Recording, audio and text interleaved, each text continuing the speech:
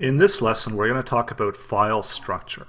So the reason file structure is important, so if you're making a website and you've got a bunch of content in there, so you've got some CSS, you've got some JavaScript, maybe you have some fonts, you have some images, you want to be able to place them in separate folders so you don't over clutter your root section.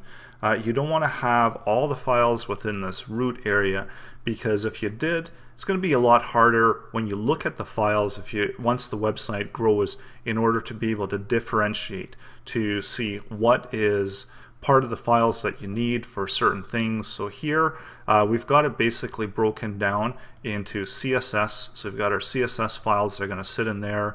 We've got our images that are going to sit in there.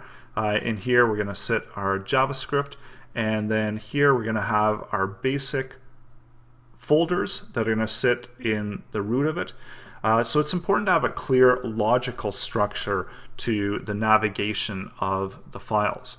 So these are all the files that are available for this website, and as we can see here, right at the root here, we've got the index, and then this is the page that's actually getting shown. So when I go to localhost, I can see that this is the page that's going to load. It's this index page here that's loading.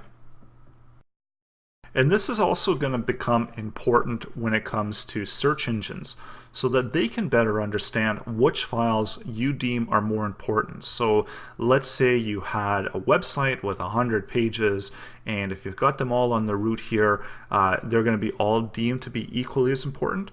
But if you only have a few of the main files here that are going to navigate to additional folders within your files, that's going to allow the search engines to understand and more easily crawl that content and understand what you consider important. So anything on the root is going to be the most important, and anything that's held within folders is not as important. And again, ideally you want the search engines to be able to understand the navigation of your site and be able to optimize search results returned for your content.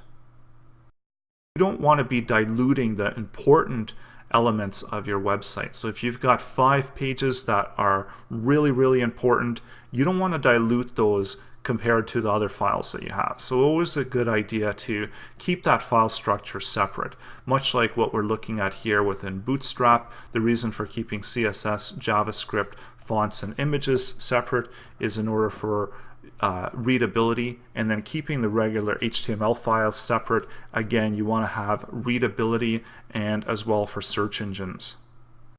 An additional folder where you had something like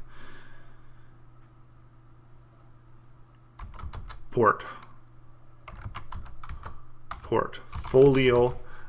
So we could create something like that if we had a client portfolio or client testimonials, which might not be as important for search engines to index it. But again, they're going to be able to read that this folder is called portfolio, and they're going to be able to index your site accordingly. So all the content contained in portfolio, has to do with this main folder name, and that's going to allow you to have it more readable as well as better indexed via search engines. And again, this comes into a naming structure, so you don't want to generally have things where you have a file name, and now these aren't user-friendly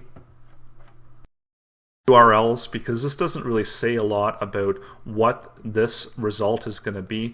So if you did have a portfolio, and if you did have a file named, so you could have something about